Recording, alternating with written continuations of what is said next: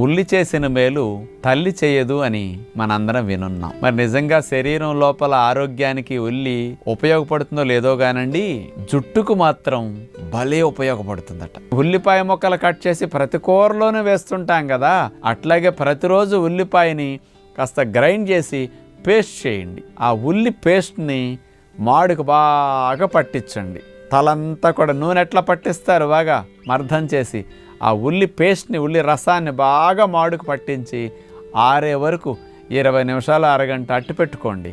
చక్కగా తలస్నానం చేయండి.